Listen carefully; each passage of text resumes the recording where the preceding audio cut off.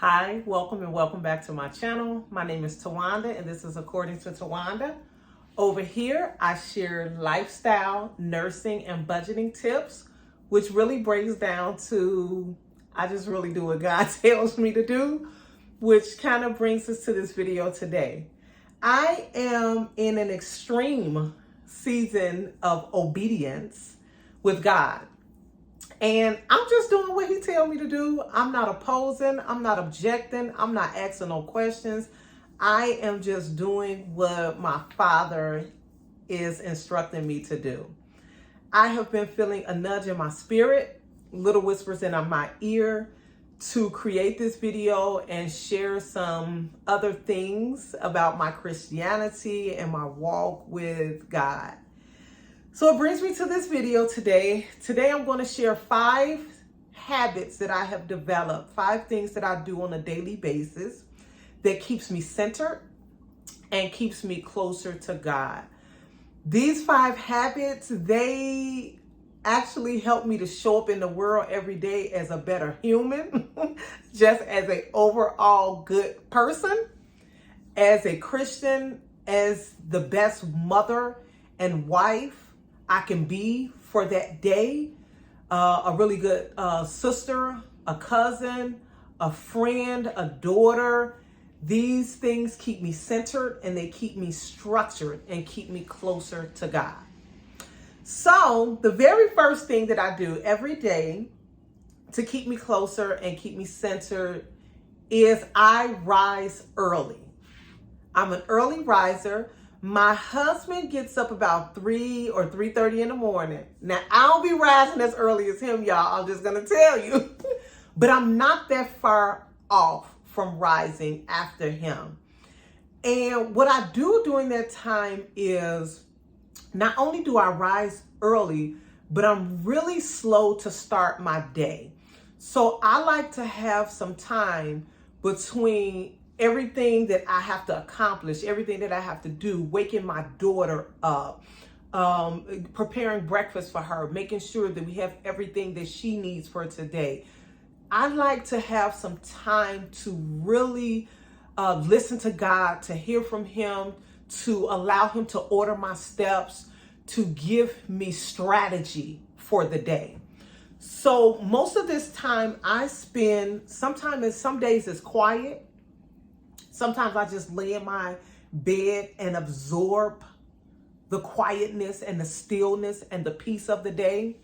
Some days I have a song that I actually will sing. I have a song that I'll play. I'll put my headphones on, not to disturb everybody else in the house. And I'll just let that song play over and over and over again.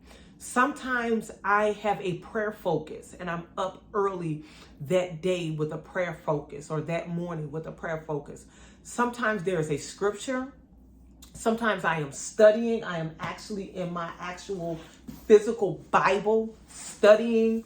Maybe there's a topical study that I'm doing. It could be a chapter of a book in the Bible that I'm studying, or an actual book in the Bible. But I rise early and I am slow to start my day.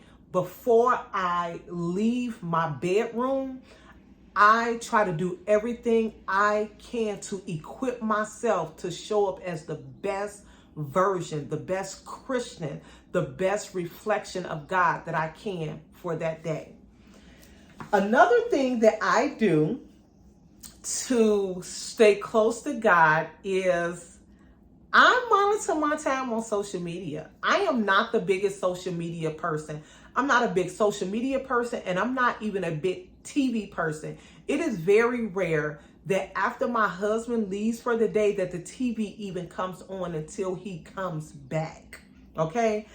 I am so not a big social media person until my nearest and dearest friends, they have to call or text me to let me know to go on to Facebook or just whatever, Instagram, so that if they've sent me something, if they've tagged me in something, so that I can see it and take part in whatever that they've done.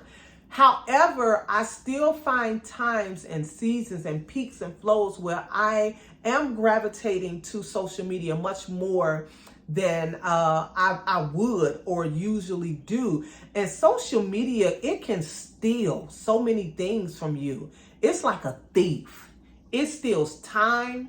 It can steal peace. It can draw you into places and spaces that you had no plans on being in that day. It can send you down little bunny trails, and you can just be on there for hours, okay? So I am very mindful about the time that I spend on social media.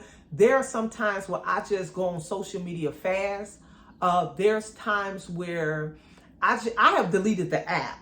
Okay, I mean, I have went a significant over years without being on social media. So I definitely monitor my social media time. I swap that out with quiet time. I swap that out with other productive things. Social media, like I said, I remember one time I had been watching somebody's video, and so one day she was cleaning her stainless steel stove or refrigerator one day, and she was just talking about it. And I just decided I needed a stainless steel refrigerator that day. I just really did. I decided it. And not that I've had stainless steel refrigerators before. We don't have one at this time, but I don't need one because the stainless steel stove and the stove and the refrigerator that I have right now is less than 2 years old. There's nothing wrong with it. It cooks when I cook. It bakes when we put something in the oven. The refrigerator gets stuff real cold. Everything is frozen in the freezer. But that day I just thought I needed, whichever one it was. I can't remember which appliance it was. And I had the money to buy it, but I didn't need it.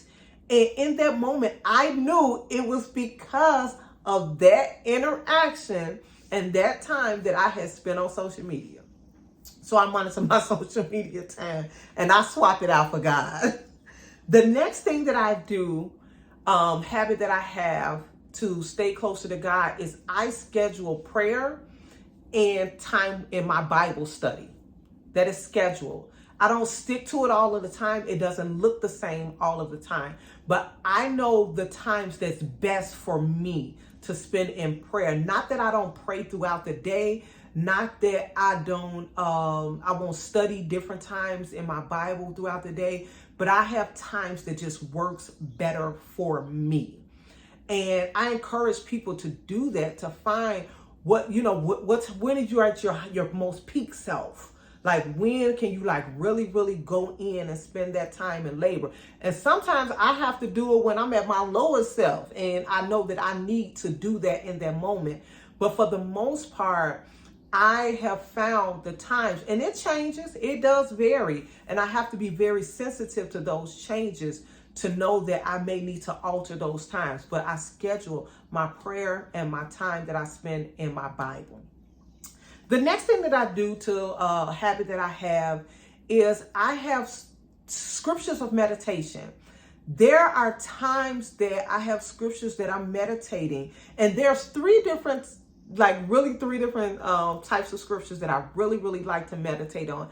And not that, they're always, that's what I do, but for the most part, three scriptures. I like to meditate on scriptures that talk about the promises of God for my life, things that I can look for, things that I'm really on the outlook for. Like, I'm looking for that because He has promised me that, and I am, I'm looking to receive that thing. The other scriptures that I like to meditate on is scriptures that literally are related to my identity, the things that I should be doing here on earth, the things that God has said about me. I meditate on those scriptures and I seek the Father for things about my identity. I ask Him to unlock and release those secrets that only He knows about me to me. The other types of scriptures that I like to meditate on is about the character of God. I like to meditate on the characteristics of my Father, healer, savior, provider, hope, love, joy, peace, anything that's about Him. I like to know about Him. I like to know because I am in great expectancy for the things of God. And I have to know him and believe those things to be able to be looking for him. The next thing that I love, and I have, thank God for my grandfather. My grandfather taught me years ago the power of fasting. I believe in fasting. And there are times that I believe I fast on a daily basis from something. One of the greatest things and one of the biggest contributions that I have had when it comes to fasting is like literally turning down my plate. And I do, trust me, I do practice other type of fasts other than from food. But one of the greatest things that I have ever learned in this Christian walk, and it has really, really drawn me closer to God throughout my Christianity, is the power of being able to turn down my plate and fast. I have, oh my goodness, I'm going to just have to create a video alone on the benefits and the blessings that I have received from just fasting and prayer. Just being in fast, just fasting, just literally that by itself. I'm going to create a whole nother video on that. I'm also going to create a video talking about when I know that I need to draw closer to God, the things that happen and like, girl, you done strayed off a little bit. You need to come back home, daughter, come back home. So yes, stay on the lookout for more content like this. My name is Tawanda, and if you like and enjoy content like this, please like, comment, share, and subscribe, and hang out with us over here at According to Tawanda.